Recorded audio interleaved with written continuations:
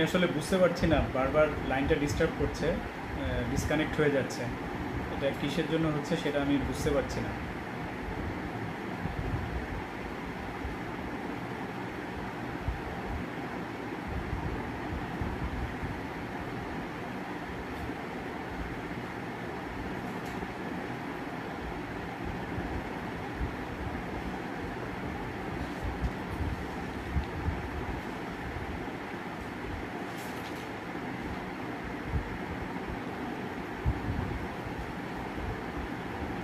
আচ্ছা, আমি যেটা বলছিলাম তখন যে আমি একটু দেখি আবার ডিসকানেক্ট হয়ে যায় কিনা। আর কিছুক্ষণ 1-2 মিনিট দেখি। এর মধ্যে যদি আপনারা সবাই আমাকে একটু গাইড করতেন যে আজকে কি আমরা এটা কন্টিনিউ করব নাকি অন্য সময় হলে ভালো হয়।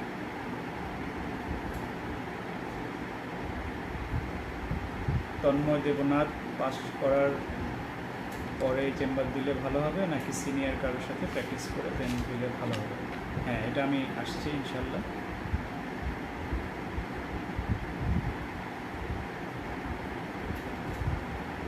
স্টুডেন্ট অবস্থায় পোস্ট গ্রাজুয়েশন।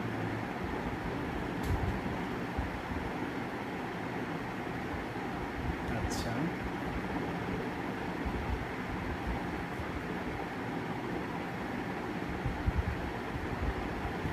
আমি আসলে জানতে চাচ্ছিলাম যে এটাতে আরও বেশ কিছুক্ষণ সময় লাগবে।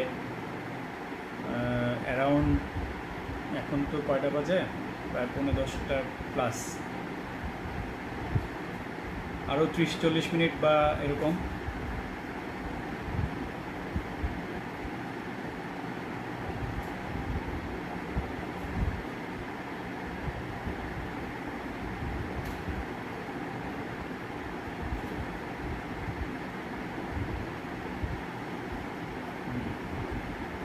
সেটা সবার সুবিধা মতো যে কোনো সময় হতে পারে, তবে আজকে এখন এই সময় কি সবাই খুব ব্যস্ত কি না? ব্যস্ত না হলে আমি কন্টিনিউ করতে পারি। দুজনে একসাথে চেম্বার দেওয়ার ব্যাপারে, জয়েন্ট চেম্বার। হ্যাঁ, আচ্ছা, ঠিক আছে।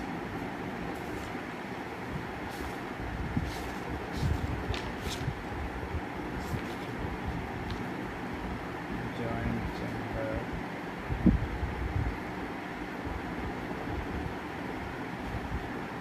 হ্যাঁ, এখন আমি সরাসরি কোশ্চেন অ্যান্সারের দিকেই চলে যাব। আচ্ছা,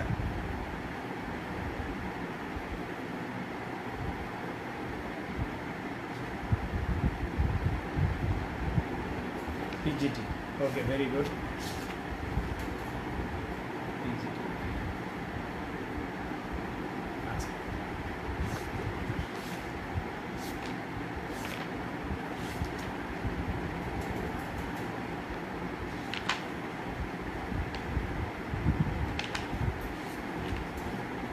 first year, current present, thank you.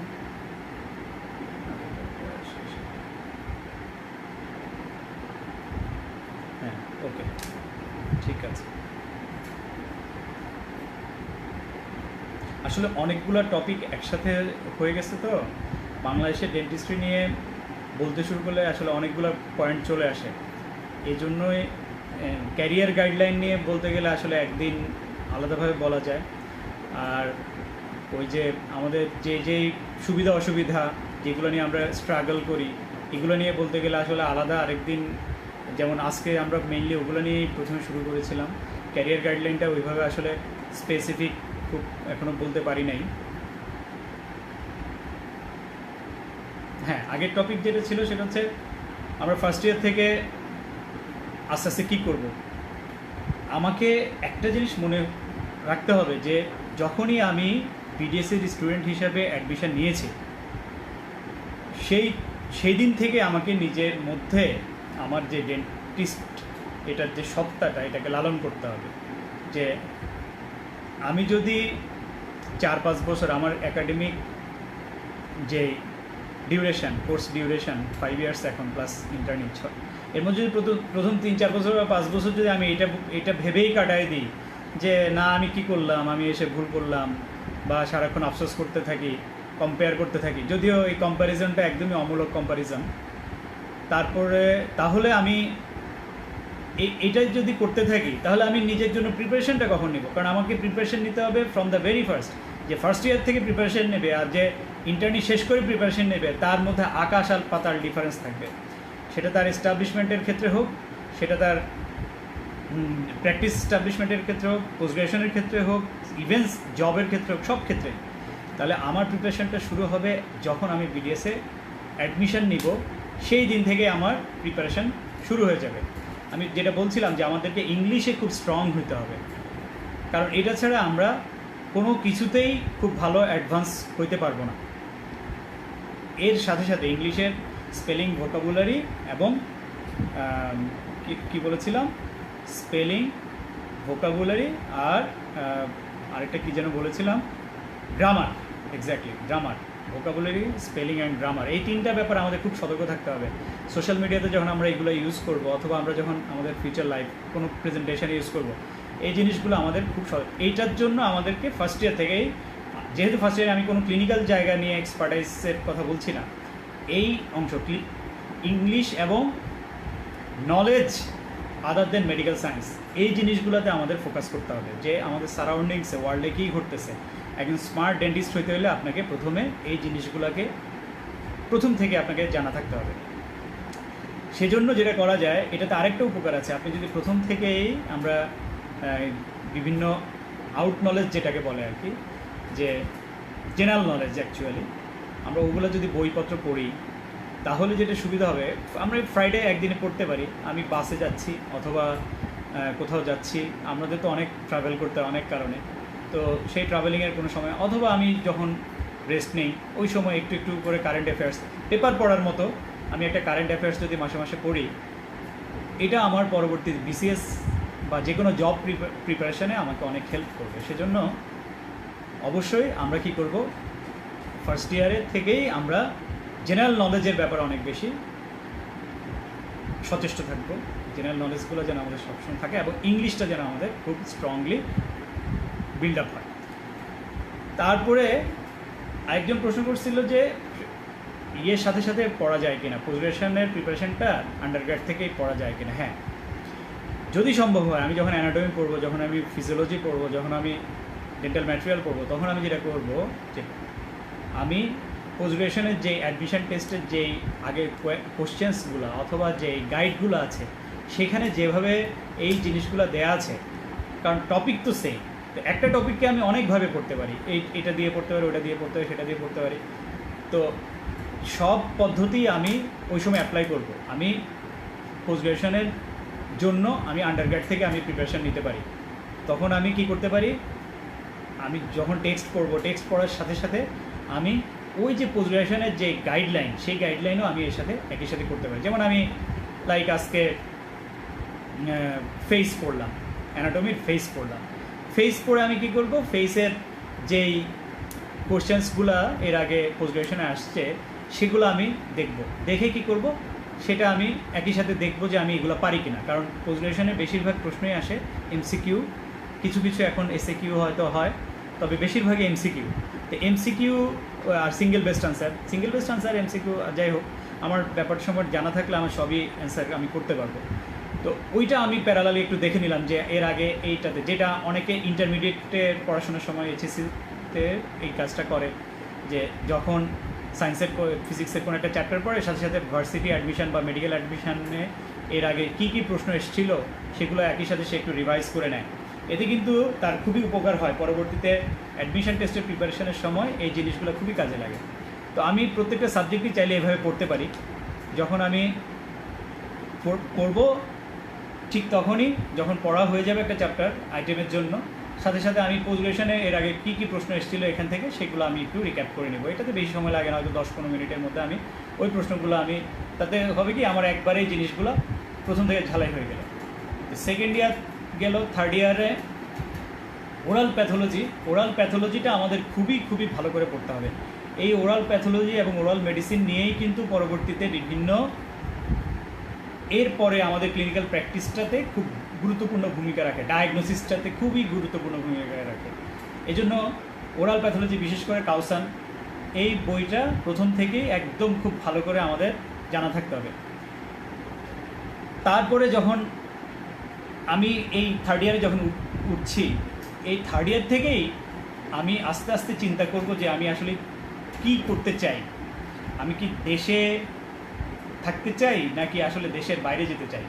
এই দেশে থাকা বা দেশের বাইরে যাওয়া, এই প্ল্যানিংগুলো আমাকে পাশ করার পরে করলে চলবে না। এটাকে আমাকে পাশ করার আগ থেকেই, আমি যখন স্টুডেন্ট থাকবো তখন থেকে আমাকে খোঁজ নিতে হবে, তখন থেকে আমাকে আস্তে আস্তে ওই দিকে আগাতে হবে। আমি যদি দেশের বাইরে যাওয়ার চিন্তা করি, তখন আমাকে আস্তে আস্তে দেশের বাইরে যে বইগুলো পড়তে হয় সেইগুলা, যেহেতু আমি ক্লিনিক্যাল এবং প্যারাক্লিনিক্যাল সাবজেক্টে প্রবেশ করতেছি, ওই বইগুলো আমাকে আস্তে আস্তে কালেক্ট করে ওগুলো আস্তে আস্তে আমার এই বইগুলোর সাথে একই সাথে পড়তে হবে।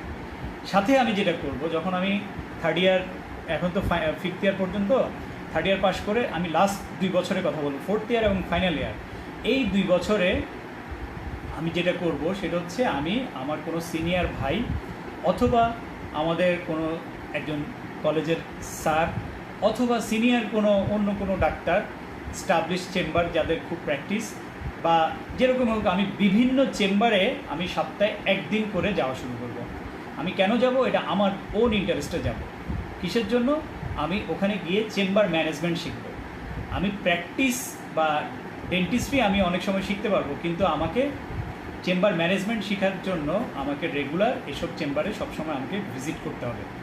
তো সেইটাতে কেউ আশা করি কখনো মানা করবে না। এবং ওই সময় আমি কি করব, আস্তে আস্তে দেখব যে স্যার বা ভাই ওই কাজটা কিভাবে করে, ওই পেশেন্টের সাথে কিভাবে কথা বলে, কিভাবে পেমেন্ট ইস্যু নিয়ে কথা বলে বা পেমেন্ট ঠিক করে। এই জিনিসগুলো আমি ফোর্থ ইয়ার ফাইনাল ইয়ার থেকেই আমি যখন যাব, আমি যখন উইলিংলি একটা চেম্বারে সপ্তাহে 1 দিন সময় দিতে চেষ্টা করব, কেউই কিন্তু আমাকে নিষেধ করবে না, আমার স্যারও নিষেধ করবে না বা আমার সিনিয়র ভাই বা অন্যান্যরাও নিষেধ করবে না। তো এটা আমি তখন থেকে এটা কন্টিনিউ করব, যেটা আমার পরবর্তী প্র্যাকটিস লাইফে আমাকে অনেক বেশি হেল্প করবে। সাথে হচ্ছে ওই যে পড়াশোনাগুলা চটি বই পড়ে পাশ করার মেন্টালিটি থেকে আমাদেরকে বেরোয় আসতে হবে। আমাদের অবশ্যই টেক্সট বই পড়তে হবে। টেক্সট বই পড়া, একবার আপনি টেক্সট বই যেটা পড়বেন সেটা আপনার সারা জীবন মনে থাকবে। চটি বই আপনি বমি করার মতো, যখনই আপনি পড়বেন তখন মনে থাকবে, আইটেম পর্যন্ত মনে থাকবে। যখনই আমি পরীক্ষা দিয়ে ফেললাম তারপরে কিন্তু আর চটি বইয়ের ওই নলেজগুলো আমাদের মাথায় সাধারণত থাকে না। সেজন্য টেক্সট পড়ার অভ্যাস করতে হবে, যেটা আমাকে পরবর্তী পোস্ট গ্রাজুয়েশনে খুবই হেল্প করবে। আর একই সাথে আমি যেটা করব সেটা হচ্ছে যে পোস্ট গ্রাজুয়েশন প্র্যাকটিস, ওই যে আমি বললাম ফার্স্ট ইয়ার থেকে কারেন্ট অ্যাফেয়ার্স পড়া, এবং সাথে আমি যদি আমি বাইরে যেতে চাই তাহলে আমাকে এই পড়াচ্ছে, এই যে দেশের পোস্ট গ্রাজুয়েশনের গাইডের চেয়ে আমাকে বাইরের পোস্ট গ্রাজুয়েশনের যেই পড়াশোনাগুলো আছে সেগুলো আমাকে কোরিলেট করে ওই পড়ার সাথে একই সাথে পড়ে আমাকে আগায় যেতে হবে। আচ্ছা, এরপরে যখন আমি ফাইনাল ইয়ারের আমার ক্লিনিক্যাল অংশে আমি ঢুকবো, যখন আমি ফিলিং করা শুরু করব, স্কেলিং করা শুরু করব বা রুট ক্যানাল ট্রিটমেন্ট করা শুরু করব, দাঁত তোলা শুরু করব, ওই সময়গুলোতে কিন্তু আমাকে খুবই মনোযোগের সাথে এই কাজগুলো করতে হবে। অনেকে বলতে পারে আমাদের পেশেন্ট কম বা আমাদের এই ফ্লো কম, এটা আসলে কোনো এক্সকিউজ না।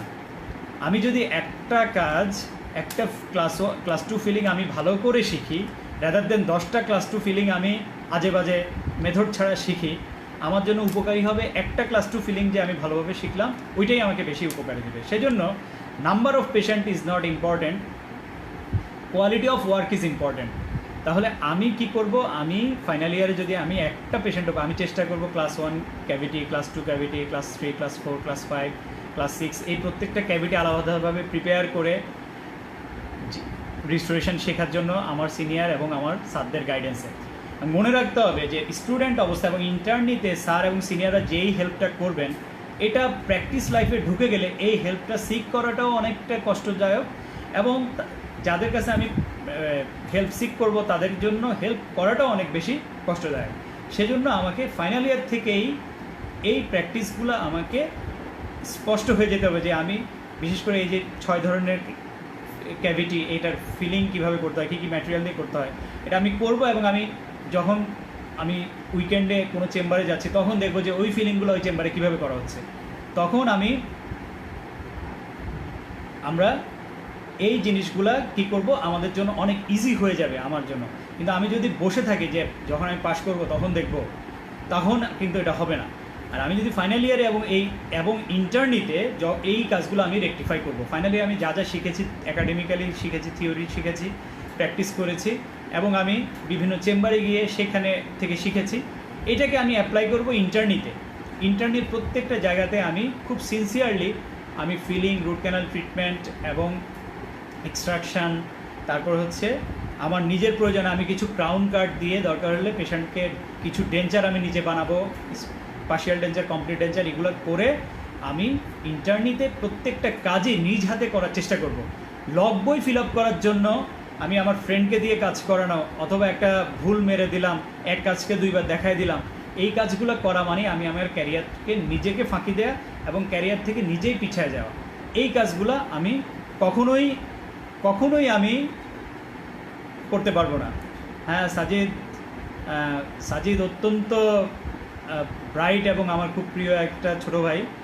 ও বারডেমে ম্যাক্সিলোফেশিয়াল সার্জারির হেড হিসাবে এখন আছে, খুবই দক্ষ একজন ম্যাক্সিলোফেশিয়াল সার্জন। তো thank you for coming here. আমরা যেটা বলছিলাম যে ফাইনাল ইয়ার এবং ইন্টার্নিতে আমরা প্রত্যেকটা কাজ যেন আমরা স্পষ্টভাবে ক্লিয়ারলি নলেজ আমাদের মধ্যে থাকে এবং স্কিলটা আমাদের মধ্যে ডেভেলপ করে যায়। এবং অ্যাট এ টাইম আমরা যেটা করব, আমরা ওই যে এর মধ্যে হয়তো বিসিএসের কোনো সার্কুলার আসতে পারে, তো সবাই বিসিএসে অ্যাপ্লাই করবে। আমি বলছি না যে বিসিএসে অ্যাপ্লাই করার দরকার নাই, যদি সবাই বিসিএসে অ্যাপ্লাই করবে এবং যদি কোনো সার্কুলারে ডেন্টিস্ট পোস্ট নাও থাকে, অনেকের তো খুব শখ হচ্ছে আমি একটু অ্যাডমিনে কাজ করি, আমি একটু পুলিশে কাজ করি, আমি একটু অন্য ক্যাডারে কাজ করি, তাদের জন্য এটা অনেক বড় অপরচুনিটি। তারা চাইলেই ওই সময় এই বিসিএস অ্যাডমিন বা পুলিশ বা অন্য ক্যাডারে ট্রাই করতে পারে। যদি আমি এটা এনকারেজ করি না, কিন্তু সবার মেন্টালিটি তো একরকম না, অনেকে চাইতেই পারে। তো সেই ক্ষেত্রেও বিডিএসে পড়াটা একটা ব্লেসিংস। কেন ব্লেসিংস?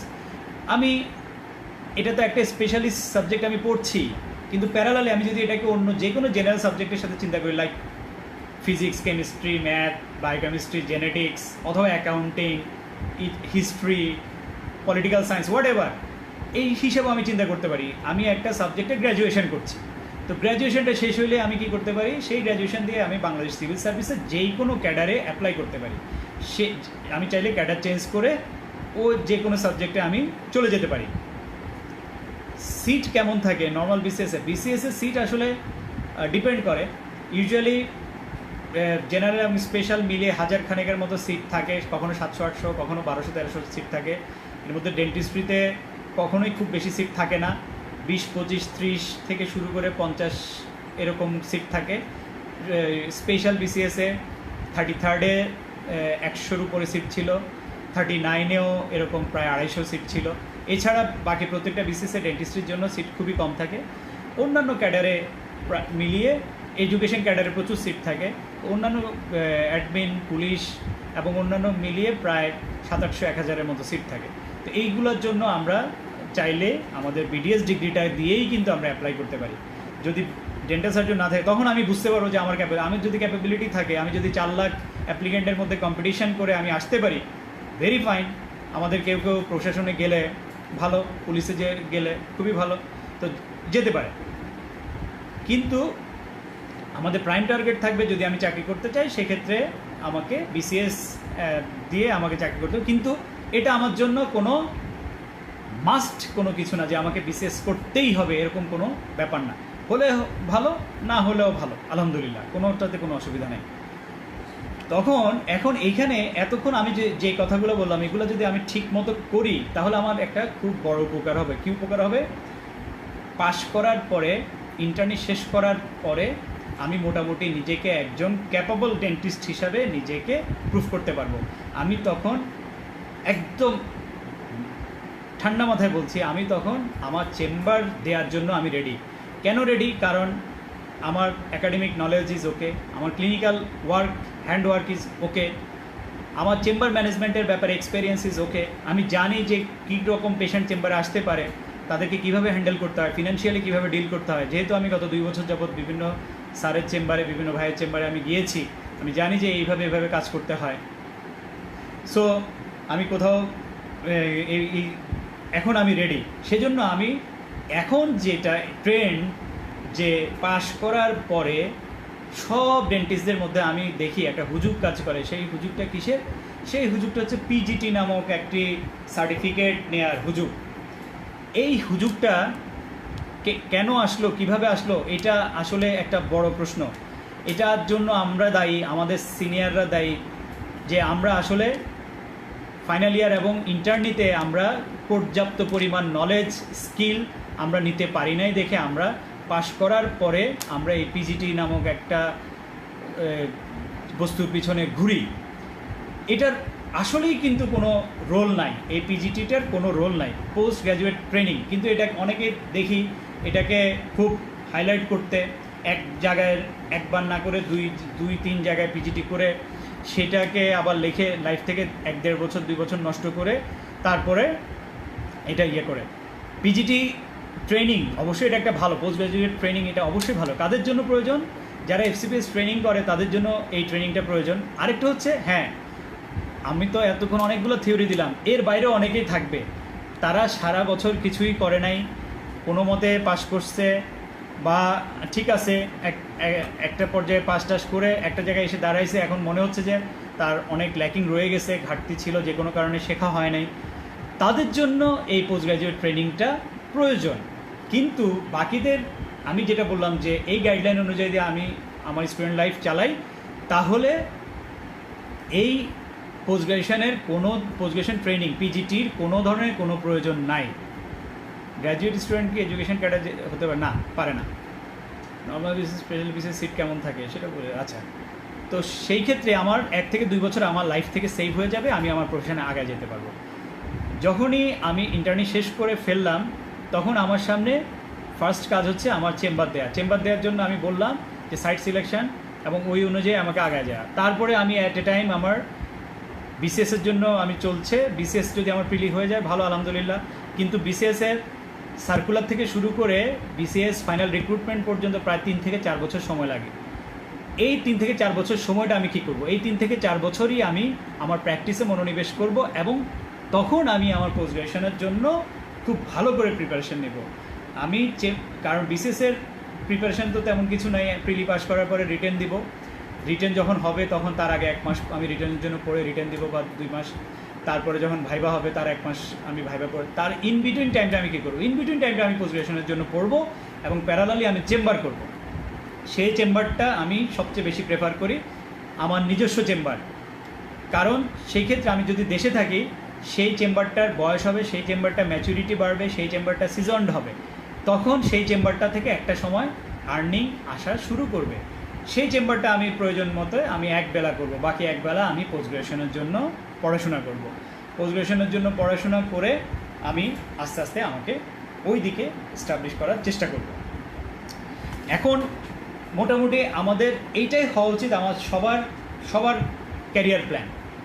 ফার্স্ট ইয়ার থেকে ফাইনাল ইয়ার পর্যন্ত নিজেকে প্রিপেয়ার করা, ইন্টার্নিতে সেই প্রিপেয়ারটা নলেজ, ক্লিনিক্যাল ওয়ার্ক এবং অন্যান্য চেম্বার ম্যানেজমেন্ট শেখা, সেগুলোতে নিজেকে কম্পিটেন্ট করা, এবং এরপরে আমি আমার চেম্বার শুরু করার ক্ষেত্রে কেউ জয়েন্ট চেম্বারের কথা বলছে। জয়েন্ট চেম্বার ইনিশিয়ালি করা যায়, তবে আমি খুব বেশি উৎসাহিত করি না। জয়েন্ট চেম্বার হইতে পারে সেই ক্ষেত্রে যারা ঢাকাতে থাকবেই, এবং যারা পোস্ট গ্র্যাজুয়েশন কেউ করেছে, অথবা কেউ স্পেশালিস্ট, তাদের ক্ষেত্রে জয়েন্ট চেম্বারটা হতে পারে মাল্টি স্পেশালাইজড চেম্বার, যেখানে একজন অর্থোডন্টিস্ট থাকবে, যেখানে একজন ওএমএস থাকবে, যেখানে একজন পেডোডন্টিস্ট থাকবে, যেখানে একজন প্রস্থোডন্টিস্ট থাকবে, একজন কনজারভেটিভ এন্ডোডন্টিস্ট থাকবে। যেমন ঢাকাতে এখন বেশ কিছু চেম্বার এভাবে শুরু হয়েছে। তো এইটা যারা করতে চায় সেই ক্ষেত্রে জয়েন্ট চেম্বার অবশ্যই ভালো। জেনারেল ডেন্টিস্ট্রির জন্য জয়েন্ট চেম্বার আমি কোনোভাবে সাপোর্ট করি না। জেনারেল ডেন্টিস্ট্রির জন্য নিজের চেম্বার দেয়াই সবচেয়ে ভালো, এবং একটা চেম্বারে প্র্যাকটিস করাই আমি প্রেফার করি। একাধিক চেম্বার, ঢাকা এবং বাইরে গিয়ে ঘোরাঘুরি করা।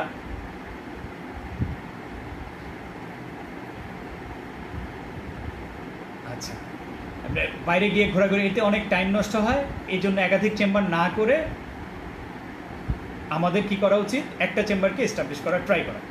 তো এইভাবে করে আমরা মোটামুটি একটা গাইডলাইন পেয়ে যাই যে কীভাবে আমাদের কি করতে হবে। এখন আমরা যদি স্পেসিফিক কিছুতে যাই, যে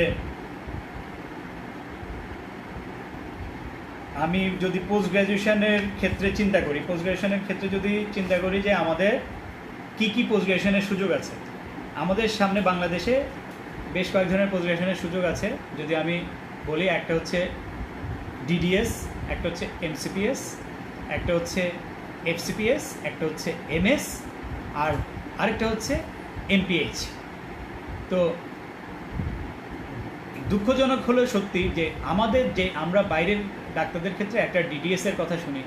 সেই ডিডিএস আর আমাদের যে দেশের যে ডিডিএস চালু, এই দুইটা ডিডিএসের মধ্যে আকাশ আর পাতাল ডিফারেন্স। আমাদের দেশে যে ডিডিএস, এটার নাম হচ্ছে ডিপ্লোমা ইন ডেন্টাল সার্জারি। আর বাইরে আমরা আমেরিকান ডেন্টিস্ট বা এরকম নর্থ আমেরিকান ডেন্টিস্টদের যে ডিডিএসের কথা শুনি, সেটার নাম হচ্ছে ডক্টর অফ ডেন্টাল সার্জারি। সেটা হচ্ছে একটা স্পেশালাইজড কোর্স ডেন্টিস্ট্রির উপরে। আর আমাদের দেশের সেটা হচ্ছে খুব দুঃখজনক হলো সত্যি, এই কোর্সটা যে কারিকুলাম, সেই কারিকুলামটা সম্পূর্ণরূপে আমাদের ডিডিএসের কারিকুলামটাকেই আবার ওখানে দিয়ে দেওয়া হয়েছে।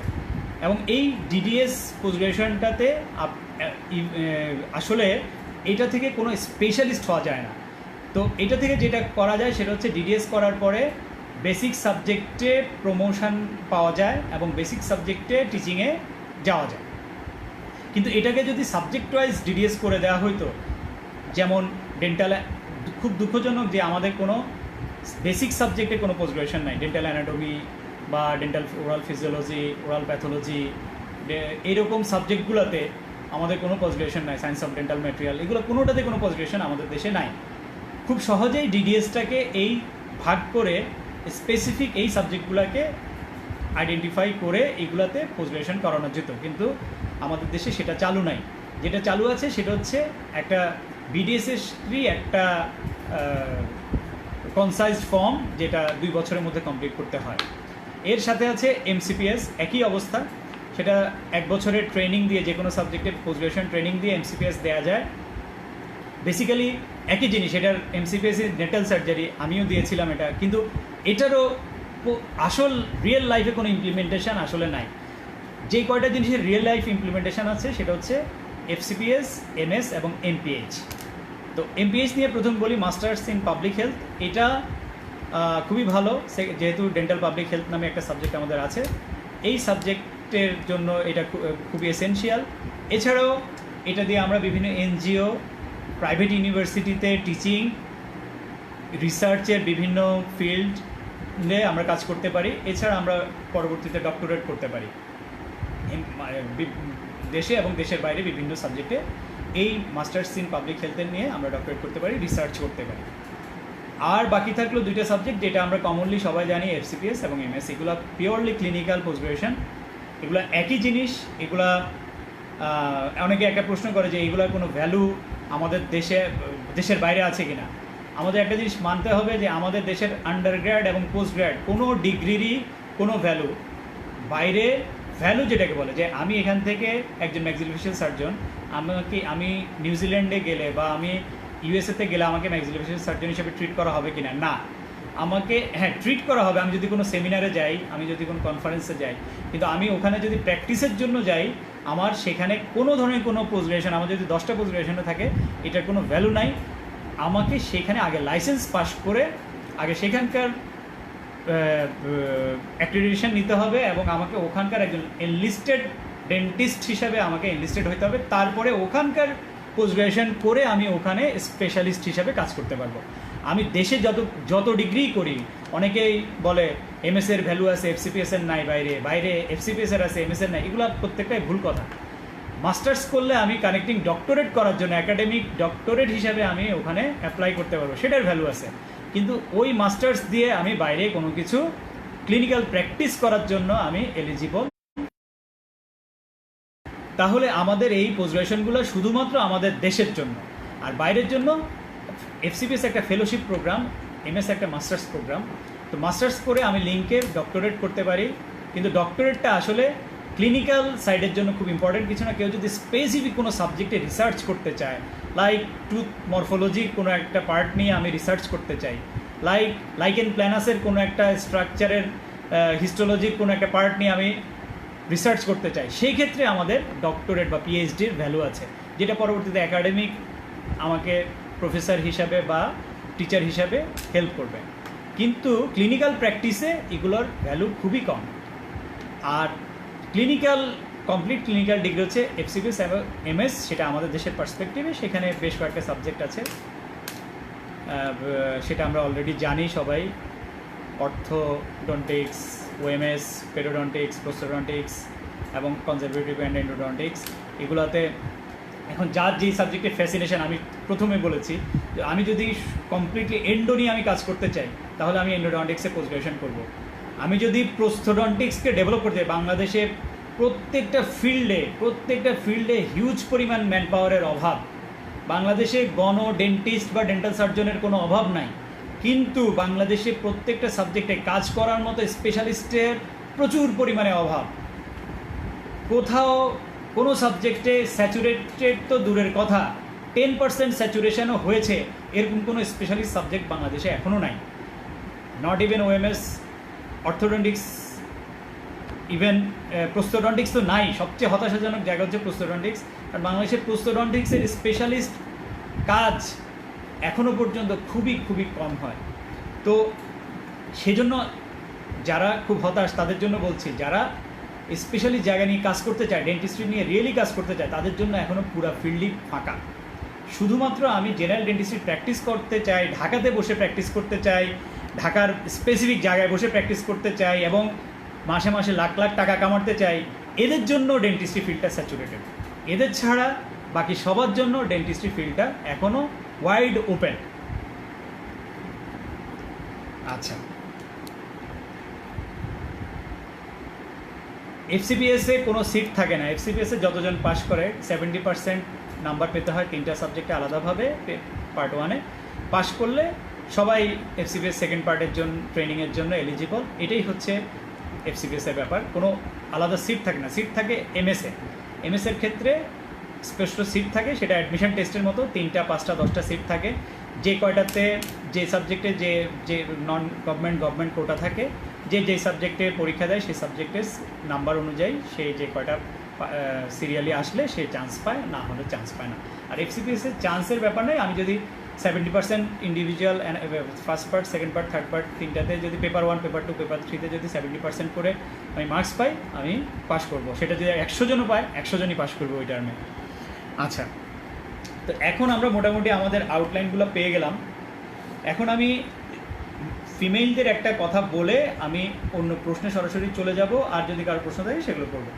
সেটা হচ্ছে আমাদের দেশের ফিমেলদের অনেক ধরনের স্ট্রাগল করতে হয়। তারা ডেন্টিস্ট্রির মতো একটা চ্যালেঞ্জিং সাবজেক্ট পড়তে আসে, সেটা খুবই চ্যালেঞ্জিং সাবজেক্ট, এমবিবিএসের চেয়ে অনেক বেশি চ্যালেঞ্জিং সাবজেক্ট। কারণ এখানে শুধু থিওরি পড়লেই বা ক্লিনিক্যালি পেশেন্ট দেখলেই কাজ শেষ না, এখানে প্র্যাকটিক্যাল হাতের কাজ যে কাজগুলো আছে সেই কাজগুলো সাইমultaneously স্পার্ট হইতে হয়, শিখতে হয়। সেজন্য এটা অনেক বেশি লেবারাস। এই জন্যই ডেন্টিস্ট্রি ওয়ার্ল্ড ওয়াইড অনেক বেশি সম্মানের প্রফেশন। কিন্তু আমরাই এই ডেন্টিস্ট্রি প্রফেশনটাকে অনেক ডাউন করে রাখছি আমরা ডেন্টিস্টরাই। তো যেটা বলছিলাম, ফিমেলদের জন্য স্ট্রাগলিং এই জন্য যে আমাদের দেশে বাইরের যে ফিমেল ডেন্টিস্ট তারা তো অনেক বেশি ফ্রি, তাদের তো অনেক কিছু চিন্তা করতে হয় না, তারা নিজেদের ক্যারিয়ার নিয়েই শুধু চিন্তা করে, লাইক আদার মেল ডেন্টিস্ট। কিন্তু আমাদের দেশে ফিমেল ডেন্টিস্টদের সবচেয়ে বড় ব্যাপার হচ্ছে তারা বিয়ের পরে কোথায় যাবে বা কোথায় থাকবে এই ব্যাপারে তাদের কোনো আইডিয়া থাকে না। তো বা তাদের কী কী দায়িত্ব পালন করতে হবে তারা আগে থেকে জানতে পারে না। সেজন্য আমি তাদের ক্ষেত্রে বলবো যে অবশ্যই আমাকে চেম্বার দেওয়ার ব্যাপারে ক্যাপাবল হতে হবে, কিন্তু আমি প্রথমে চেম্বার দিয়ে দিব না। এক্ষেত্রে একটা প্রিভিলেজ পায় যারা প্রি অ্যারেঞ্জড বিয়ে করে, যাদের সেম ক্যাম্পাসের কারোর সাথে বিয়ে হয়, আগে জানাশোনা থাকে, তাদের মধ্যে যদি কারোর সাথে বিয়ে হয়, তো সেই ক্ষেত্রে যেটা হয় যে তারা অনেক সুযোগ বা সময় পায় প্ল্যান করার জন্য যে আমরা কি করব। দুজন মিলে খুব ভালো একটা প্ল্যান করতে হবে। অবশ্যই ঢাকা মাথা থেকে আউট করে প্ল্যান করতে হবে। দুইজন মিলে যদি এই প্ল্যানটা করা যায় যে আমি দরকার হলে রাঙামাটি, দরকার হলে আমি ব্রাহ্মণবাড়িয়া, দরকার হলে আমি পিরোজপুর, দরকার হলে আমি রংপুর, দরকার হলে আমি ঝালকাঠি, দরকার হলে আমি কুমিল্লা, দরকার হলে আমি দিনাজপুর, যে কোনো জায়গায় গিয়ে আমরা এই প্লেসটাতে আমরা প্র্যাকটিস করবো। সেটাতে নিজেদের অরিজিন যেখানে সেখানে যাওয়া যায় খুব সহজেই, যে আমার হোম টাউন, দাদা দাদি বা বাবা মায়ের যে হোম টাউন, সেখানে গিয়ে যদি আমি প্র্যাকটিস করি আমি অনেক ধরনের সাপোর্ট পাবো, অনেক ম্যানেজমেন্ট সহজ হবে। হাজব্যান্ড ওয়াইফ যদি একই প্রফেশনের হয় এটা একটা ব্লেসিংস, খুব ভালো। দুজন দুজনকে বুঝবে, দুজন দুজনকে সাপোর্ট দিতে পারবে। একজন পড়ার সময় আরেকজন সাপোর্ট দিল, আরেকজন পড়ার সময় আরেকজন সাপোর্ট দিল। এতে করে চেম্বারটা অলওয়েজ রান থাকবে, কখনো হ্যাম্পার হবে না, এবং নিজেরা দুজন মিলে খুব সুন্দর করে প্ল্যান করা যায়।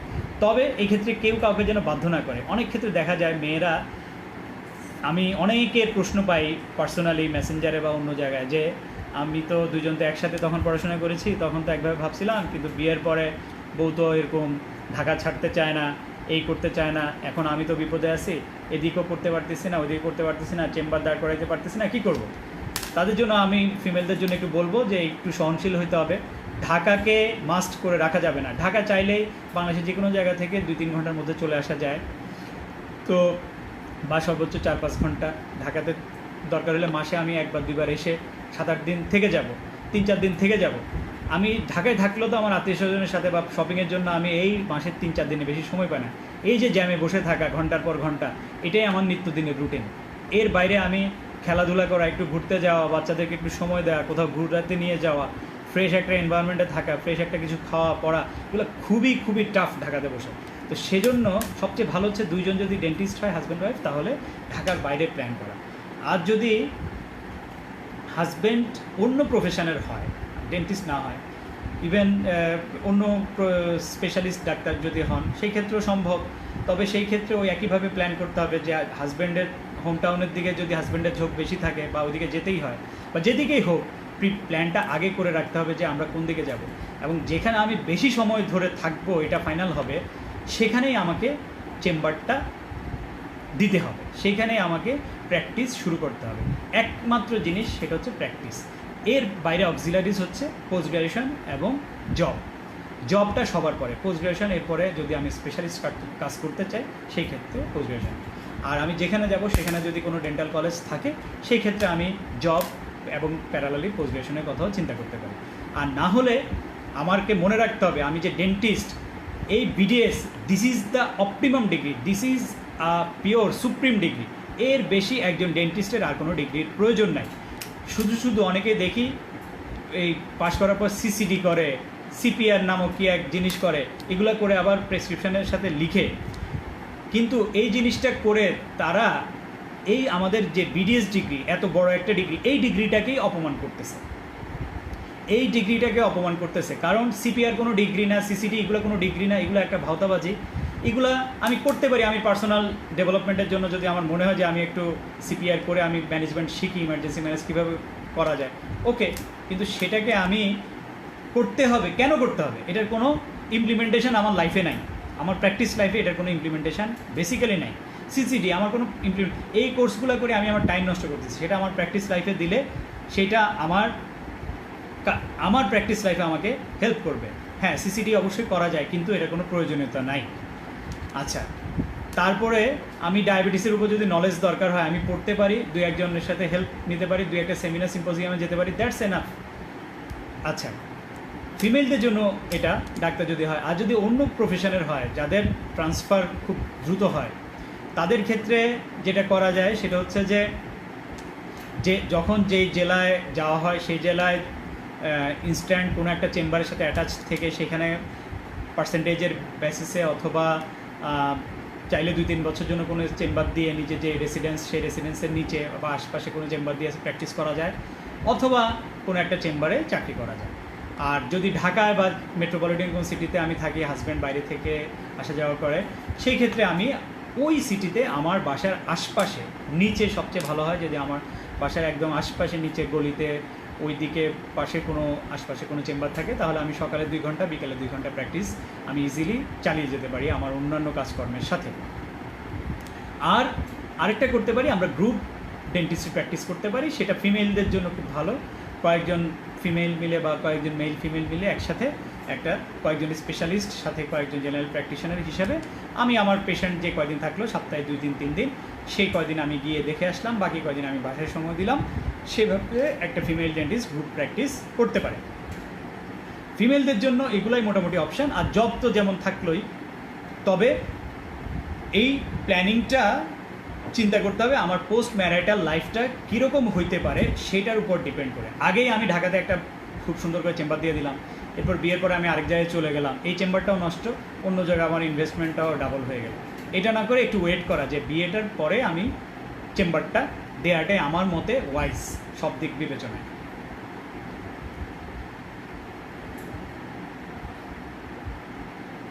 এটা আসলে এটা মনের ব্যাপার, এটা নিয়ে আসলে অন্য ইস্যু।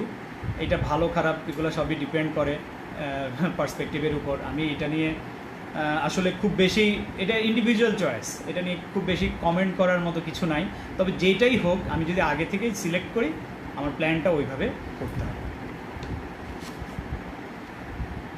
আচ্ছা, এবার আমি যদি স্পেসিফিক পয়েন্টে চলে যাই, আমরা অনেক রাত হয়ে গেছে, 10:30 অলরেডি বেজে গেছে, আমি আর খুব বেশি সময় নিতে চাই না, কিন্তু আশা করি অনেকেরটাই এর মধ্যে কাভার হয়ে গেছে। তারপর আমি একটু যদি খুব দ্রুত দেখি যে এমএসসি কোর্স কি নাই বাংলাদেশে। না, বাংলাদেশে ডেন্টিস্ট্রির উপর কোনো এমএসসি কোর্স নাই, বাইরে থেকে করে আসা যায়।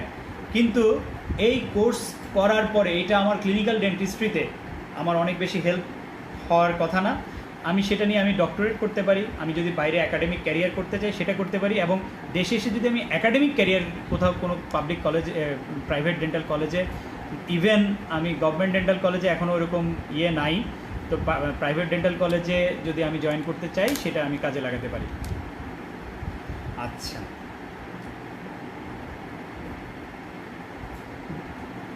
ইমনের প্রশ্নে মোটামুটি সবই কভার করেছিল। কী কী পদ খোলা থাকে, পদগুলো আমি নিশ্চয়ই মোটামুটি বলেছি, প্রিপারেশনে বলেছি কীভাবে নিতে হবে, কোনটা নিয়ে কীভাবে ডিসাইড করব কোনটা আমার জন্য বেস্ট। এখন কেউ অ্যাকাডেমিশিয়ান হইতে চায়, তার জন্য অবশ্যই মাস্টার্স, ডক্টরেট এগুলো অনেক ভালো, এগুলো করে সে টিচিংয়ে চলে আসবে।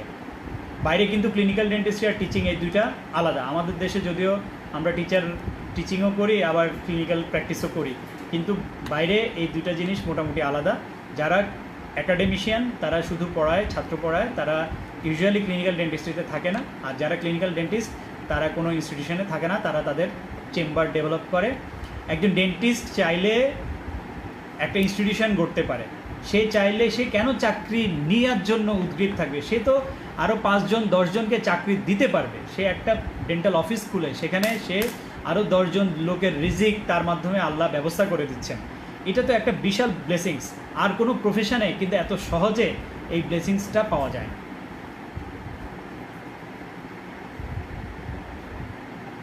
বিডিএস করার পরে আগে পিজিটি নাকি পোস্ট গ্র্যাড? পিজিটির তো কোনো প্রশ্নই আসে না। আমি যদি এরপরে স্টাডি করতে চাই সেক্ষেত্রে আমার জন্য অবশ্যই পোস্ট গ্র্যাড। পিজিটি কথা তো আমি বলেই দিলাম, পিজিটির আননেসেসারি একটা জিনিস। আদার দেন আমি মনে করি যে আমার স্কিল এখনও ওই লেভেলে ডেভেলপ করে নাই। আর পিজিটি শুধু যদি সার্টিফিকেটের জন্য করি, আমি যদি স্কিল ডেভেলপমেন্টের জন্য না করি তাহলে এটা হারাম, কখনোই করা যাবে না। এই যে এখন একটা ট্রেন্ড দেখা যায়, পাশ করার পরে শত শত লোক বিএসএমতে ঢুকে, ঢাকা ডেন্টালে ঢুকে, সোহরাওয়ার্দীতে ঢুকে, মিটফোর্ডে ঢুকে, চিটাং মেডিকেলে ঢুকে পিজিটি করে। আসলে কি করে, সপ্তাহে একদিনও আসে না, বা একদিন আসে, এসে ঘুরে টুরে চাটা খেয়ে চলে যায়, 6 মাস পরে একটা সার্টিফিকেট নিয়ে চলে যায়। আমি জানতে চাই যে এই সার্টিফিকেটটার কী ভ্যালু, এটা দিয়ে কী প্রমাণ করে? কি এটা লাগালে কি পেশেন্ট আসতে থাকে সমানে? কখনোই না, এটা জাস্ট একটা টাইম ওয়েস্টিং, নিজেরও কোনো উপকার হয় না, আর আসলে এটা দিয়ে কোনো কিছু অ্যাট্রাক্টও করা যায় না। এবং ইনফ্যাক্ট মানুষ এখন অনেক সচেতন, তারা এই জিনিসগুলো দিয়ে অনেক বেশি অ্যাট্রাক্টেড হয় না। মানুষ তার ক্লিনিক্যাল এক্সপার্টাইজ দিয়ে, তার অ্যাটিটিউড, বিহেভিয়ার দিয়ে অ্যাট্রাক্টেড হয়, নট এরকম এটা লিখলাম, ওইটা লিখলাম, হাবিজাবি অনেক কিছু লিখলাম, এটা দিয়ে কেউ তেমন বেশি অ্যাট্রাক্টেড হয় না।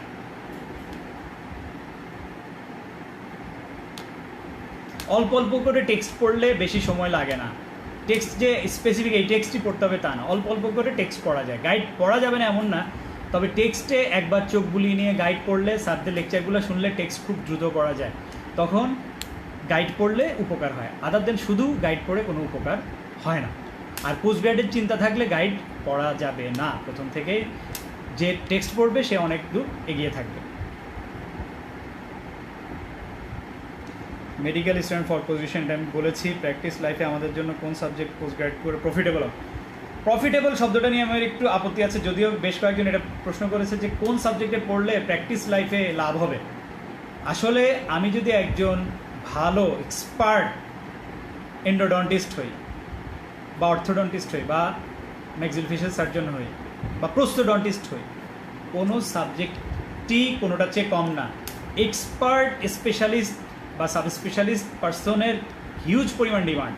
একজন এন্ডোডন্টিস্ট চাইলে একটা রুট ক্যানাল ট্রিটমেন্ট করে 30-40 এমনকি 50,000 টাকাও বাংলাদেশে বসেই নিতে পারে, যদি উনি সেরকম এক্সপার্ট হয়। বাংলাদেশে অনেকেই কিন্তু নিচ্ছে। একজন ভালো অর্থোডন্টিস্ট একটা কেস করে 1 থেকে 2 লাখ 3 লাখ টাকা নিতে পারেন, বাংলাদেশে নিচ্ছে। একজন ম্যাক্সিলোফেশিয়াল সার্জন একটা ভালো কেস করে 2-2.5 লাখ টাকা নিতে পারেন এবং নিচ্ছে। ঠিক আছে, একজন প্রোস্থোডন্টিস্ট, ভালো একজন প্রোস্থোডন্টিস্টও কিন্তু একটা প্রসেসিস করে অনেক বেশি আর্ন করতে পারেন। কিন্তু আমাকে যেই কোনো সাবজেক্টে স্পেশালিস্ট হতে হবে। মানে কি, আমার শুধু ডিগ্রি নিলেই হবে না, যেরকম শুধু বিডিএস ডিগ্রি নিলেই হবে না, সেরকম শুধু এমএস, প্রচুর এমএস বা এফসিপিএস ডিগ্রি আমরা নিচ্ছি, কিন্তু প্র্যাকটিক্যাল ফিল্ডে সেই সাব স্পেশালিটির কোনো প্রমাণ আমরা রাখতে পারছি না। এটার কিন্তু কোনো ভ্যালু নাই। বিসিএসে বিডিএসদের কয়টি সিট থাকে? সিট ডিপেন্ড করে। সিট কখনো এটা আসলে এখন অনেকগুলো কলেজ বেড়েছে, সেখানে অনেকগুলো সাবজেক্ট বেড়েছে, সেই অনুযায়ী সিটও বেড়েছে। তবে সব মিলে বাংলাদেশে এখন আমার জানা মতে 1296টা সিট আছে। এর মধ্যে যে কয়টা রিটায়ারমেন্ট হয় বা কোনো কারণে চাকরি ছেড়ে দেয় বা অন্য কোথাও চলে যায়, তাদের যে সিটগুলো প্রতি বছর ফাঁকা হয় সেটাই পরবর্তী বছরে আসে। ক্যারিয়ারে দ্রুত প্রতিষ্ঠা পেতে হলে কোনটাকে প্রাধান্য দেওয়া উচিত? বিসিএস না পোস্ট গ্রাজুয়েশন? কোনোটাই না। বিসিএস বা পোস্ট গ্রাজুয়েশন নিয়ে ক্যারিয়ারের কোনো সম্পর্ক নাই। ক্যারিয়ারের সম্পর্ক হচ্ছে আমার প্র্যাকটিস এস্টাবলিশমেন্ট নিয়ে, সেটা আমি যেখানেই দিই। আর বিসিএস এবং পোস্ট গ্রাজুয়েশন হচ্ছে এগুলার অলংকার, বাড়তি। এটা আমার ক্যারিয়ারে একটা আলাদা বাড়তি মাত্রা দিবে, কিন্তু এর কোনোটাই এসেনশিয়াল না। এসেনশিয়াল হচ্ছে আমার প্র্যাকটিস। এবং পোস্ট গ্রাজুয়েশন ইম্পর্টেন্ট ফর যারা সার্ভিসে আছে তাদের জন্য বেশি ইম্পর্টেন্ট, আর যারা খুব বেশি এনথুসিয়াস্টিক তাদের জন্য ইম্পর্টেন্ট। এর মাঝামাঝি শুধু আমি সার্টিফিকেটে এমএস বা এফসিপিএস লিখলাম, সার্টিফিকেট না, প্র্যাকটিসে বা আমার ইয়েতে প্রেসক্রিপশন প্যাডে, এটার জন্য ইম্পর্টেন্ট না। কারণ অনেকেই আমরা দেখি যে আমরা স্পেসিফিক কোনো একটা সাবজেক্টে পোস্ট গ্রাজুয়েশন করি, কিন্তু আমরা জেনারেল ডেন্টিস্ট্রি প্র্যাকটিসই সবসময় করছি, ওই সাবজেক্ট নিয়ে আমরা আর কোনো প্র্যাকটিস করছি না। এইটা চিন্তা থাকলে, এইটা কখনো পেশেন্ট বাড়ানোর জন্য আমি পোস্ট গ্রাজুয়েশন করলে এই পোস্ট গ্রাজুয়েশনের কোনো ভ্যালু নাই। প্রাইভেট চেম্বারের পজিটিভ এবং নেগেটিভ কী? প্রাইভেট চেম্বারের সবই পজিটিভ, কোনো নেগেটিভ কিছু নাই। নেগেটিভ জিনিসটা হচ্ছে এস্টাবলিশ হইতে, চাকরিতে ঢুকলে আমি প্রথম মাস থেকে 30-40 হাজার টাকা বেতন পাবো, আর প্রাইভেট চেম্বার হলে আমাকে কিছুদিন ওয়েট করতে হবে, এটাই একমাত্র নেগেটিভ ব্যাপার। কিন্তু যখন এটা রান হয়ে যাবে তখন আমি একটা চাকরির চেয়ে অনেক গুণ আমি আর্নিং একটা চেম্বার থেকে, প্রাইভেট প্র্যাকটিস থেকে করতে পারবো। এই জন্য এটার কোনো নেগেটিভ জিনিস নাই, খুব এটার সবই positive. Private chamber is a must for a dentist. খুব দ্রুত যদি শতকরা প্রথম সুযোগ, হ্যাঁ, খুব দ্রুত যদি চান্স পাই এবং খুব দ্রুত যদি আমি শেষ করতে পারি, আমি 4 বছরের মধ্যে আমি পোস্ট গ্রাজুয়েশন শেষ করতে পারবো এফসিপিএস। আমি এফসিপিএস এখন 5 বছর করার একটা প্ল্যান চলতেছে, খুব দ্রুতই হয়তো হয়ে যাবে।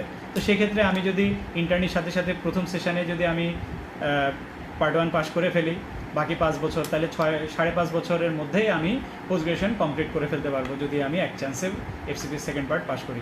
এমএসসির ক্ষেত্রে একটু দেরি হয়, কারণ মাঝখানে 1 বছরের গ্যাপ দিতে হয় পরীক্ষা দেওয়ার জন্য। তারপরে যদি আমি ঢুকি এবং সাথে 5 বছর, 6 বছর, এই 6 বছর 6.5 বছরের মধ্যে আমি এমএস কমপ্লিট করে ফেলতে পারবো। আর ডিডিএস আমার 2 বছর সময় লাগে। এমসিপিএসে 1 বছর ট্রেনিং করা থাকা লাগে।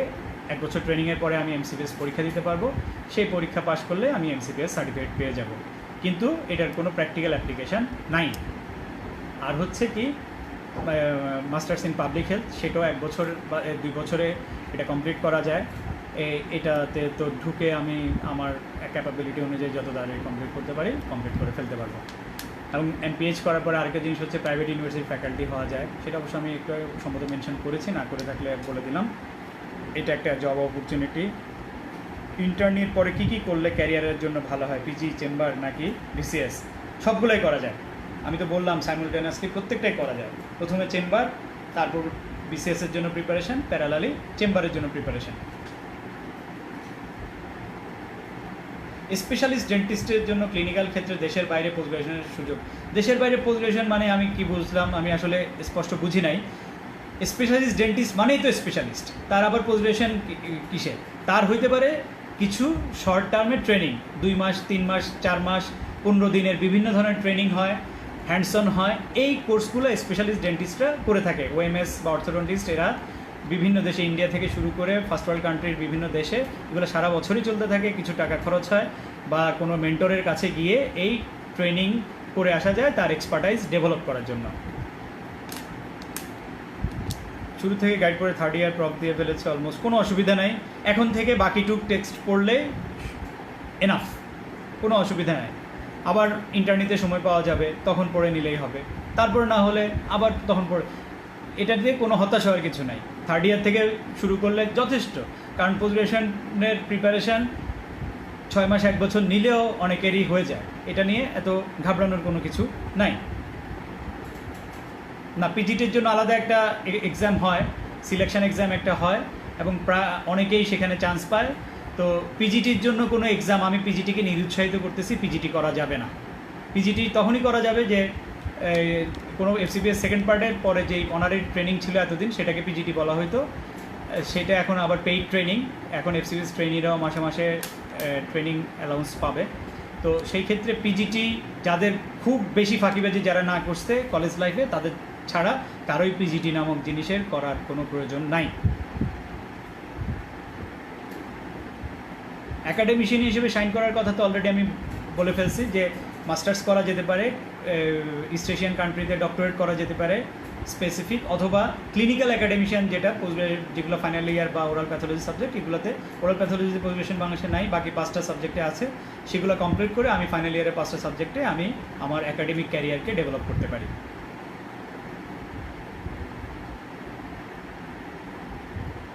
এফসিপিএসে বেসিক সাবজেক্টের উপরে বেশি এক্সাম হয়, সেটা হচ্ছে anatomy, oral dental anatomy, physiology, oral physiology second part, anatomy dental anatomy first part, paper 1, আর পেপার 3তে হচ্ছে প্যাথোলজি, ওরাল প্যাথোলজি। এই 3টা পেপার নিয়েই মোটামুটি পার্ট 1 পরীক্ষা হয়। বিসিএস ছাড়া আর কোনো গভর্নমেন্ট জব আছে কি না? বিসিএস ছাড়া স্বায়ত্তশাসিত জব আছে, যেমন বিএসএমএতে চাকরি করা, ঢাকা ইউনিভার্সিটি সহ বিভিন্ন ইউনিভার্সিটিতে একটা ডেন্টিস্ট পোস্ট আছে, বুয়েট সহ, ওইগুলোতে চাকরি করা যায়। কিন্তু এছাড়া বিসিএস ছাড়া কোনো গভর্নমেন্ট জব ওইভাবে নাই।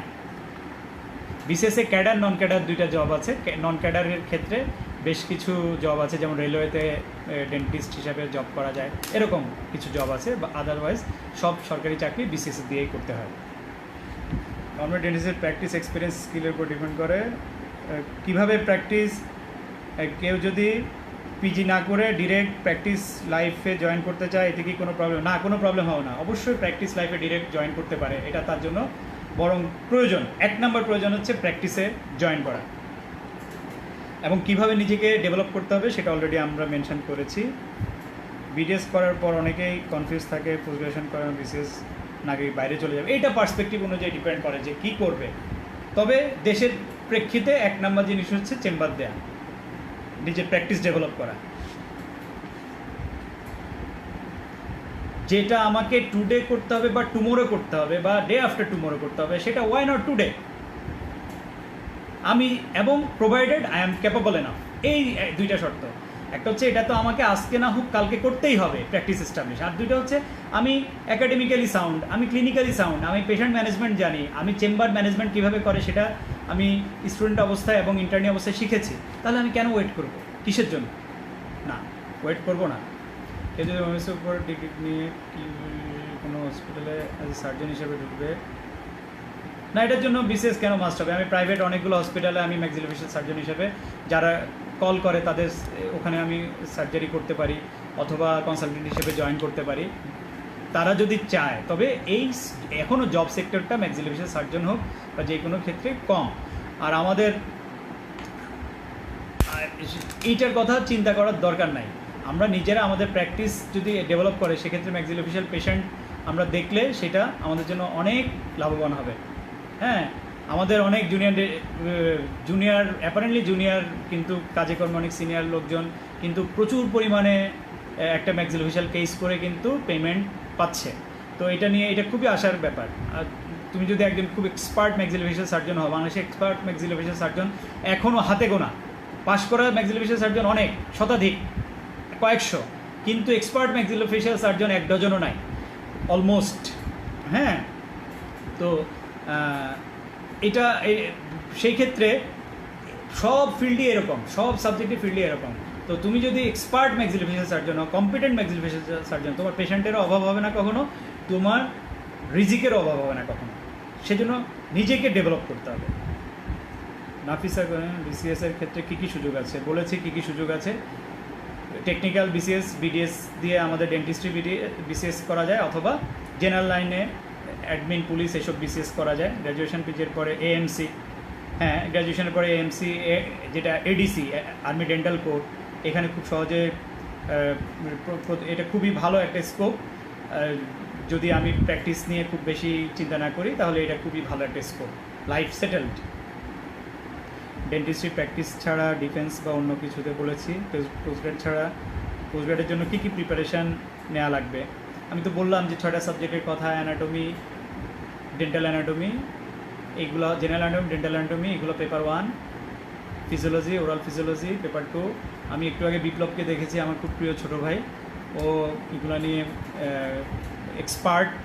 সে যদিও আমার অনেক জুনিয়র, কিন্তু এই ক্ষেত্রে সে আমার চেয়ে অনেক বেশি নলেজ রাখে, এবং সে খুব ভালোভাবে অনেকে পড়াশোনা গাইড করেছে, পড়িয়েছে। তাদের অনেকেই এখন পোস্ট গ্রাজুয়েশনে আছে, ট্রেনিং করছে। এরকম আরও অনেকগুলো কোচিং চালু আছে, তো ওখান থেকে এগুলোর গাইড পাওয়া যায়। তবে সহজ কথা হচ্ছে, আমি যদি ফার্স্ট ইয়ার থেকেই anatomy, physiology, pathology, oral anatomy, oral physiology, oral pathology, এই 6টা সাবজেক্ট যদি আমি খুব ভালো করে পড়ি, সাথে হচ্ছে যদি আমি পোস্ট গ্রাজুয়েশনের প্রশ্নগুলো সলভ করি, তাহলে আমার জন্য পোস্ট গ্রাজুয়েশনের চান্স পাওয়া কোনো কঠিন কোনো ব্যাপার না।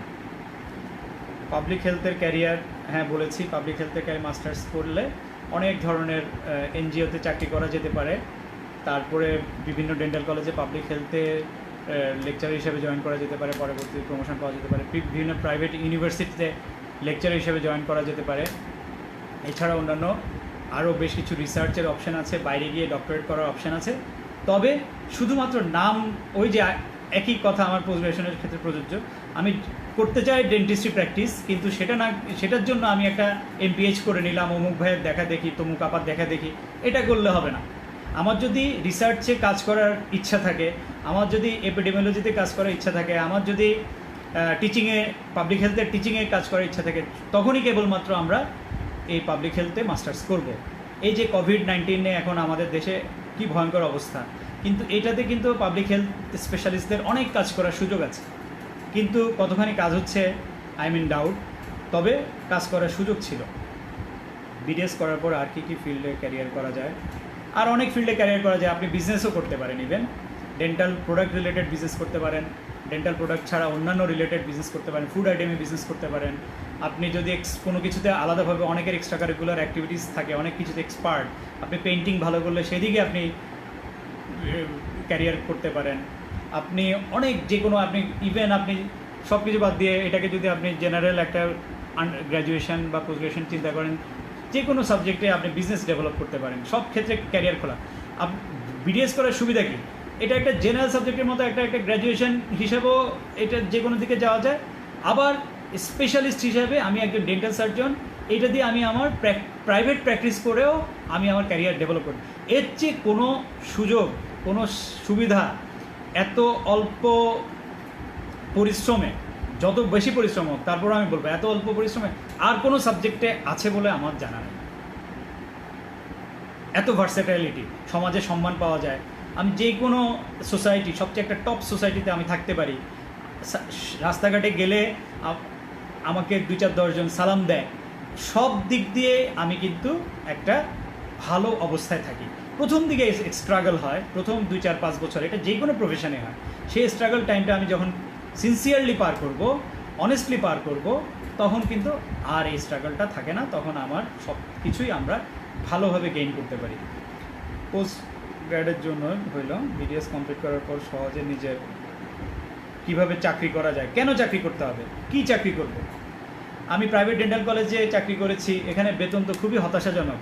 সেই টাইমটা যদি এই মাসে 10-12 হাজার টাকা, 15-20 হাজার টাকা যেই বেতনটা দেয়, আমি যদি 20-25 দিন আমার চেম্বারে সকালবেলা ওই টাইমটা দিই, নিঃসন্দেহে 2 বছর পরে যখন আমার চেম্বার থাকবে, এর চেয়ে কয়েক গুণ বেশি ইনকাম আমি আমার সকালবেলা ওই প্র্যাকটিস থেকে 2 ঘন্টার প্র্যাকটিস থেকে আমি করতে পারবো। সেজন্য এই চাকরি মাথার মধ্যে এই চাকর হওয়ার যেই চিন্তা, এই চিন্তা থেকে মুক্ত থাকতে হবে। চাকরি করা যাবে না আমি বলতেছি না, বারবার বলতেছি, কিন্তু চাকরি করতেই হবে, এই মেন্টালিটি থেকে বের হয়ে আসতে হবে সবার আগে। তাহলে আমরা দেখবো যে আমাদের সামনে অনেক অপরচুনিটি। বিয়ের একটা চাপ থেকে যায়। আমি বলেছি বিয়ের ফিমেলদের ক্ষেত্রে বিয়ের পরে ডিসিশন নেওয়াটা সব দিক থেকে বেটার। আর যদি নিজেদের আগে থেকে জানাশোনা থাকে তাহলে বিয়ের আগে আমরা প্ল্যান করে রাখবো যে কোথায় আমরা চেম্বার দিলে প্র্যাকটিস শুরু করলে আমাদের সবার জন্য ভালো হবে। এবং অবশ্যই outside Dhaka is firstly preferable. বিডিএসের পর কোন দিকে যাওয়ার, বিসিএস, পিজি, চেম্বার, অ্যাব্রড সবই বলেছি। পিজিটি সাদদের চেম্বারে অনেকেই খুব হতাশ দেখি যে সাদদের চেম্বারে কাজ করবে কারা, যারা একটা মেট্রোপলিটন সিটিতেই থাকবে, এর বাইরে তারা যাবেই না। একদম দুনিয়া উল্টে গেলেও আমার ঢাকা ছাড়া, চিটং ছাড়া সম্ভব না, বা এরকম কোনো বড় সিটি ছাড়া সম্ভব না, নিজে স্টাফ প্র্যাকটিস করবও না। এরকম যাদের মেন্টালিটি, আমি ডেন্টিস্ট্রি ছাড়া অন্য কিছুতে মডেলিং করতে পারি, এটা সেটা অনেক কিছুতে থাকবো, শুধু বা নিজের প্রাইভেট বিজনেস আছে অথবা আমি অন্য কিছুতে ইনভলভ বেশি, এটাতে থাকবো, সাথে আমি কিছু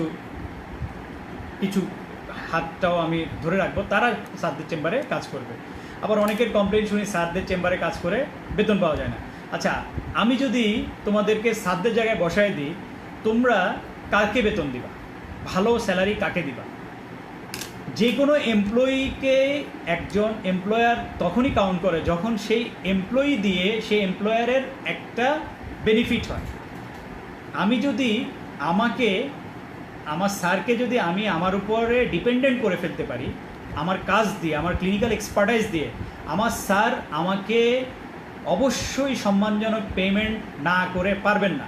এখন আমরা যেটা মনে করি, আমি আজকে একটা বিডিএস পাস করে আমি একটা সার্টিফিকেট নিয়েছি, বাংলাদেশে তো কোনো লাইসেন্সিং এক্সাম নাই, যে আজকে যেভাবেই পাস করুক একটা সার্টিফিকেট পেলে সে কালকে থেকে একজন ডেন্টিস্ট। সে ডেন্টিস্ট যে ফার্স্ট প্লেস করে পাস করছে সে যেমন ডেন্টিস্ট, যে টেনে টুনে কোনো মতে 3-4 বার ফেল করে পাস করছে সেও ডেন্টিস্ট, দুজনের মধ্যে কোনো ডিফারেন্স নাই। তাহলে আমি যদি এইভাবে পাস করার পরে একদম খারাপভাবে পাস করার পরে আমি যদি পরের দিন চিল্লাই যে আমারে স্যাররা বেতন দেয় না বা এই না সেই না, তাহলে তো হবে না। প্রত্যেকটা এমপ্লয়ির যে কোনো জায়গাতে একটা প্রবেশন পিরিয়ড থাকে, ওই প্রবেশন পিরিয়ডটাকে এমপ্লয়ার অবজার্ভ করে যে তাকে দিয়ে তার প্রতিষ্ঠানে কী কী কাজ হচ্ছে, কী কী উপকার হচ্ছে। এই জন্য প্রথমে এক স্যালারি থাকে, একটা খুবই মিনিমাল একটা স্যালারি থাকে, যেটা আসলে অনেক ক্ষেত্রে অপমানজনক মনে হয়। কিন্তু আসলে এটা অপমানজনক মনে হইলেও আমি যদি এই ইন্টারিম টাইমটার পরে নিজেকে এস্টাবলিশ করতে পারি, মানে নিজেকে ক্লিনিক্যালি এক্সপার্ট প্রমাণ করতে পারি, আমার কখনো স্যালারি নিয়ে চিন্তা করতে হবে না। এটা ডে বাই ডে এটা ইনক্রিজ করতেই থাকবে এবং অবশ্যই এটা একটা স্যাটিসফ্যাক্টরি স্যালারি লেভেলে উইদিন ফিউ মান্থস, উইদিন ইয়ার বা 2 ইয়ার এটা চলে যাবে। এবং ট্রেন্ড এখন এমনি চেঞ্জ হচ্ছে, অনেক সিনিয়র ডেন্টিস্টরা এখন অনেক স্যালারিতে রিক্রুট করে এবং আমরা সেটাকে এনকারেজ করি। কিন্তু আমি চিন্তা করব আমি যে এই স্যালারিটা নিচ্ছি, এই কাজগুলো করার ব্যাপারে আমি পুরোপুরি এক্সপার্ট কিনা, আমি ওয়াকিবহাল কিনা, আমি এই টাকাটা নেওয়ার জন্য আমি পুরোপুরি যোগ্য কিনা। বিডিএস কমপ্লিট করার পর চাকরি করা যায়, বিয়ের একটা 5 ইয়ার্স যে করা হলো এটার অ্যাডভান্টেজ কি? 4 ইয়ার্সের তুলনায় সার্টিফিকেটের কোনো ভ্যালু কখনো বেশি পাওয়া যাবে না। তবে 5 ইয়ার্সের অ্যাডভান্টেজটা হচ্ছে এখন যেহেতু ডে বাই ডে ডেন্টিস্ট্রি আরও অনেক বেশি ভাস্ট হচ্ছে, অনেক বেশি সাবজেক্ট অ্যাড হচ্ছে, সেই ক্ষেত্রে 5 ইয়ার্স কারিকুলামের মধ্যে এই কন্টেইন করার জন্য এটাকে বড় করা হয়েছে। এবং যেহেতু এটার সাথে একটা অনেক বড় ক্লিনিক্যাল পার্ট যুক্ত, আগে 4 ইয়ারে এটা খুব কনস্ট্রেইনড হয়ে যেত, একই সাথে এত কিছু একসাথে করাটা অনেক কষ্ট হয়ে যেত। এখন 5 ইয়ার করার কারণে অনেক বেশি সময় পাচ্ছি আমরা নিজেকে এক্সপার্ট করার এবং কাজগুলো আরও বেশি রিফাইন্ড ওয়েতে করার জন্য অনেক বেশি সময় পাচ্ছি।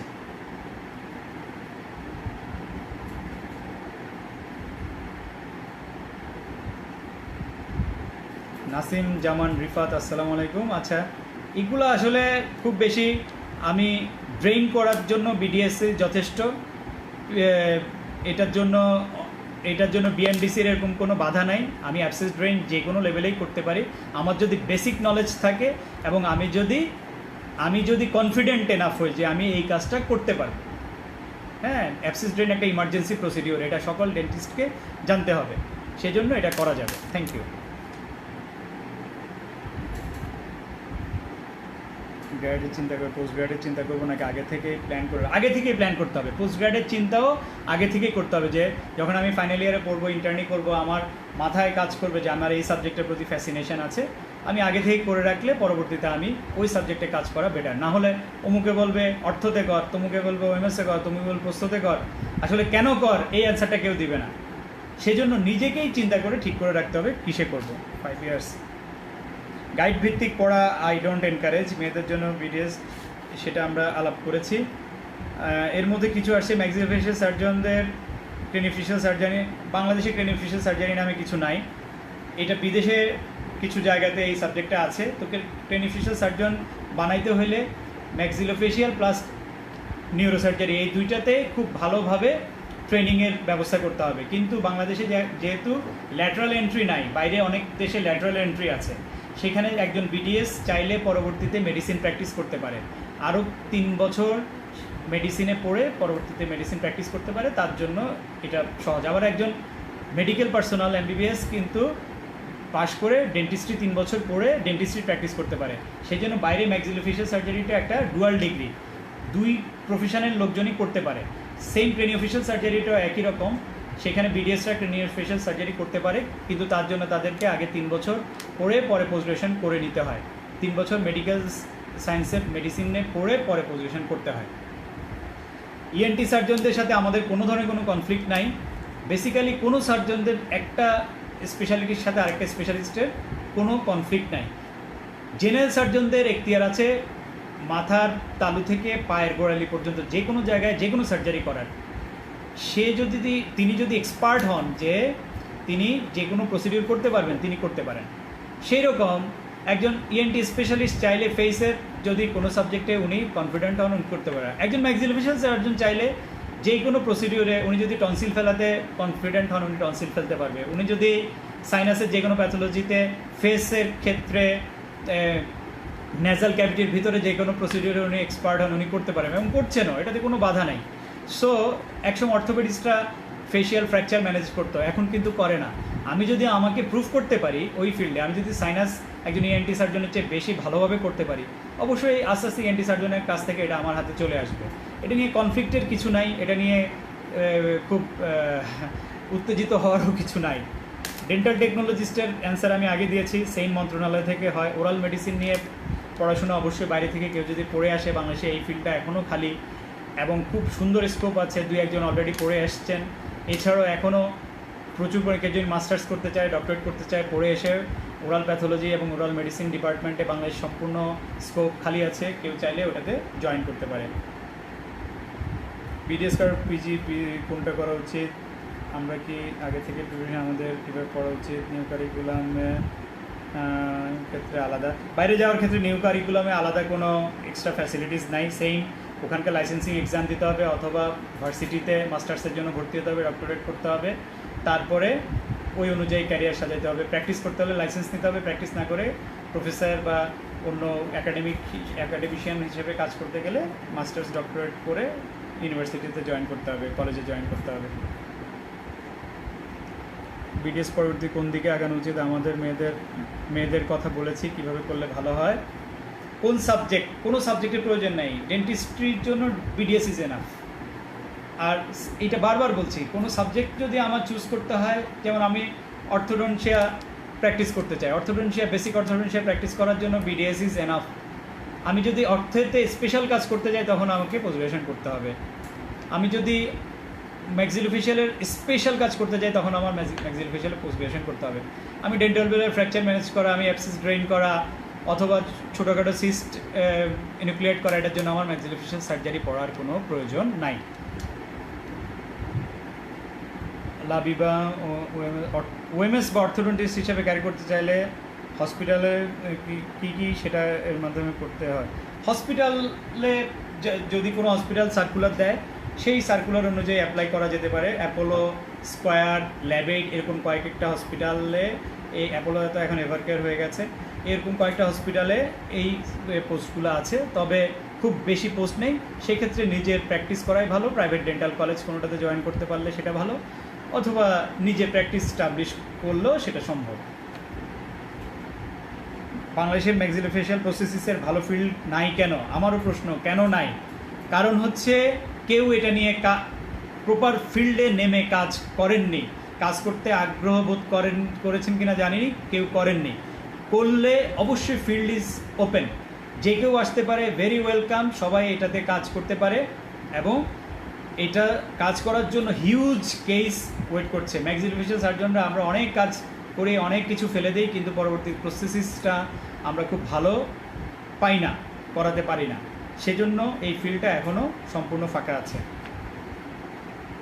সর্বপ্রথম কিসের জন্য প্রিপারেশন নেওয়া উচিত বিডিএস কমপ্লিট করার পরে? মনে মনে নিজে চেম্বার দেওয়ার জন্য প্রিপারেশন নেওয়া উচিত। এর parallelly job and post graduation, second and third. Faria Tabassum, pass করার সাথে সাথে কোন ডিগ্রির জন্য প্রিপারেশন নেওয়া উচিত নাকি বিসিএস? বলেছি। হসপিটাল ম্যানেজমেন্টের ক্যারিয়ার অপরচুনিটিস কি? হ্যাঁ আছে। হসপিটাল ম্যানেজমেন্ট আমি কেন করব? হসপিটাল ম্যানেজমেন্ট করবে MBA করা, BBA করা একটা ছেলে, অথবা অন্য লাইনের ছেলে। আমি কেন হসপিটাল ম্যানেজমেন্টে যাইতে চাবো? তার মানে হচ্ছে আমি আমার প্রফেশনটাকে খাটো করছি। আমি হসপিটাল আমার আন্ডারে চলবে, আমি হসপিটাল ম্যানেজমেন্টের একজন ম্যানেজার হয়ে কেন আমি চালাবো? এটা কোনো প্রয়োজন নেই হসপিটাল ম্যানেজমেন্টে যাওয়ার। নাসরিন দিবার, বিডিএস ডিগ্রি কমপ্লিট করে কোন হসপিটাল জবের জন্য অ্যাপ্লাই? কেন আমি হসপিটাল? একই কথা। হ্যাঁ, হসপিটাল কোনো স্যার বা অন্য কোনো সিনিয়রের সাথে আমি প্র্যাকটিসের হসপিটাল ম্যানেজ করতে পারি।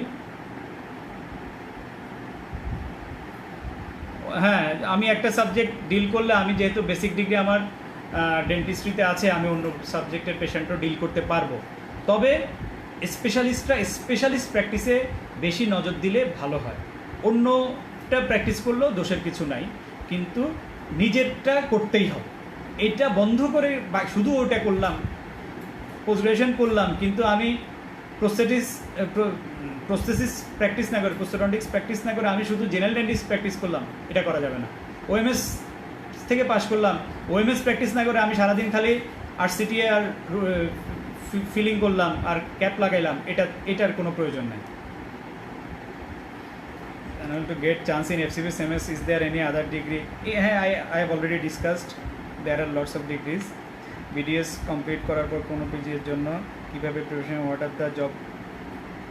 অলরেডি আমরা বলেছি, FCPS MS করলে পরবর্তীতে বিভিন্ন পোস্ট গ্রাজুয়েশনে আমরা বিভিন্ন সেক্টরে, প্রাইভেট সেক্টরে আমরা কাজ করতে পারি। বাইরে যাওয়া ভালো নাকি বিসিএস দেওয়া, সম্পূর্ণ ডিপেন্ড অন ওন পার্সপেক্টিভ। বাইরে যাওয়ার ক্ষেত্রে যে তিনটা জিনিসের কথা বলেছি, সেগুলো স্যাক্রিফাইস করতে পারলে বাইরে, সেগুলো স্যাক্রিফাইস না করতে পারলে দেশে থাকা। দেশে থাকলেই যে বিসিএস দিতে হবে এমন না, বিসিএস ছাড়াও দেশে অনেক কিছু করার অপশান আছে। মেয়েদের জন্য ডেন্টিস্ট্রি প্রফেশন সবথেকে সহজভাবে ইনকামের উপায় কী? এটা অলরেডি আমরা ডিসকাস করেছি। OMS-এর ক্যারিয়ার করতে চাইলে কী করতে হবে? FCPS বা MS-এ চান্স পেতে হবে, তারপরে ট্রেনিং করতে হবে, এবং অবশ্যই ট্রেনিং অবস্থায় কোনো একজন ভালো স্যারের আন্ডারে থেকে সার্জারিগুলো অ্যাসিস্ট করতে হবে। এতে করে করে নিজের এক্সপার্টাইজ ডেভেলপ করবে। আমি শুনেছিলাম নিউ কারিকুলামে ENT-তে যাওয়া যাবে। অনেক দেশে ENT এবং ম্যাক্সিলোফেশিয়ালে যাওয়া যায়, BDS থেকে ENT-তে যাওয়া যায়, ENT থেকে ডেন্টিস্ট্রিতে আসা যায়, কিন্তু প্রোভাইডেড মাঝখানে 3 বছরের মেডিসিন অথবা 3 বছর ডেন্টিস্ট্রি পড়ে নিতে হয়। এরকম কিছু আমার আসলে খুব বেশি জানা নাই এবং খুব বেশি প্রয়োজনও নাই। আমি ডেন্টিস্ট্রি পড়লে ডেন্টিস্ট্রি স্কোপ ENT-র চেয়ে অনেক বেশি, এবং যদি আমি পরে পোস্ট গ্রাজুয়েশন করি ম্যাক্সিলোফেশিয়াল বা এনি অর্থোডন্টিক্স অথবা প্রোসোডন্টিক্স, ওগুলোর স্কোপ আরও অনেক ভালো। আমি শুনেছিলাম MPH এর কথা অলরেডি বলেছি। এখন সব প্রায় প্রতিটি MPH-ই BSM-এর আন্ডারে আছে। তো BSM-এর আন্ডারে নিপসমের MPH আগে খুব ভালো ছিল। অন্যান্য প্রাইভেট ইউনিভার্সিটিতে যেমন ব্র্যাকের MPH-টা খুব ভালো, নর্থ সাউথ থেকেও ভালো। ব্র্যাকেটটা আবার বাইরের জন প্রিন্সের সাথে কোলাবোরেটেড, সোফার আই নো। সো এগুলাতে রিসার্চে এবং অন্যান্য জবের ক্ষেত্রে ভালো অপরচুনিটি আছে, যে কোনো একটা থেকে করা যায়, কোনো অসুবিধা নেই। তবে নিপসমেরটাই শুধুমাত্র বিএমডিসি অ্যাপ্রুভড ছিল, এখন বিএসএমইউর আন্ডারে সেটাও বিএমডিসি অ্যাপ্রুভড। বিসিএস পিজি কোনটা লাভজনক? লাভ লসের হিসাব তো আমরা দিয়েছি। গভর্নমেন্ট প্রাইভেট ডেন্টাল প্রায়োরিটি না, গভর্নমেন্ট এবং প্রাইভেট ডেন্টাল এটা কোনো চাকরিতে, কোনো পোস্ট গ্রাজুয়েশনে, কোনো ইন্টারভিউতে কোথাও কখনো ভ্যারি করে না। এটা শুধু ভ্যারি করে লবিংয়ের ক্ষেত্রে। আমি যদি আমার সিনিয়র কাউকে দিয়ে লবিং করাই যে আমার কলেজের ছোটো ভাই, তাহলে সম্ভব।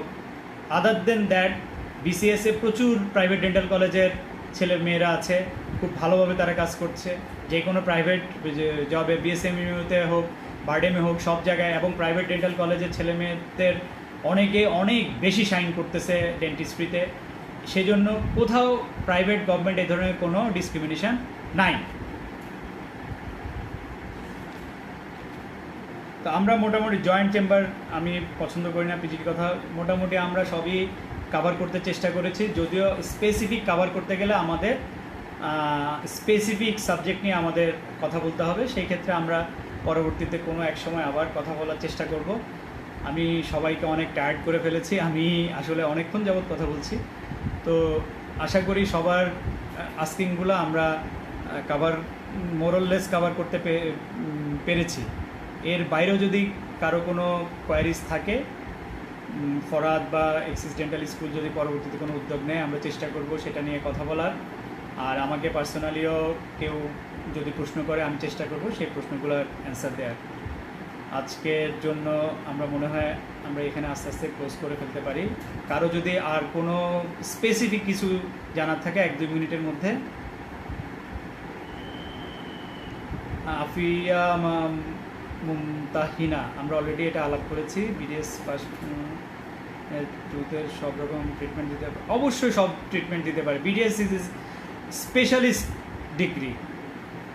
একজন ডেন্টাল সার্জন বা একজন ডেন্টিস্ট, উনি টুথ এবং ওরাল ক্যাভিটির যে কোনো ট্রিটমেন্ট দেওয়ার ব্যাপারে ক্যাপেবল, অ্যাবল এবং কি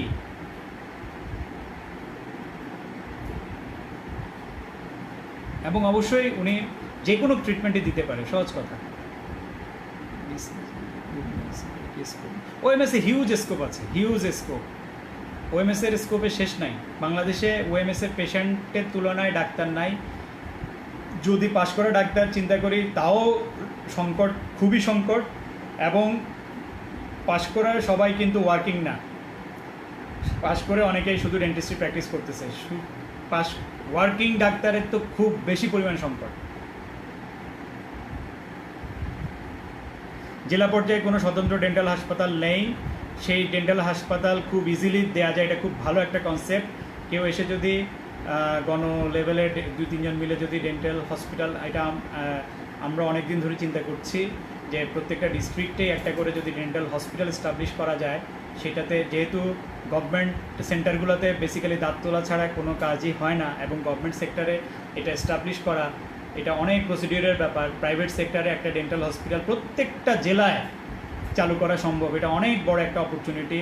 সবাই এই ব্যাপারে চিন্তা করতে পারে, কয়েকজন মিলে যে কোনো জেলা শহরে গিয়ে একটা ডেন্টাল হসপিটাল এস্টাবলিশ করা খুব ভালো হয়। ইউরোপ সাইডে আমাদের একাডেমিক স্কোপ অনেক বেশি, অপরচুনিটি অনেক বেশি। ক্লিনিক্যালে যেতে হলে সেখানে আমাদের লাইসেন্স এক্সাম পাস করে তারপর ক্লিনিক্যালে যেতে হবে।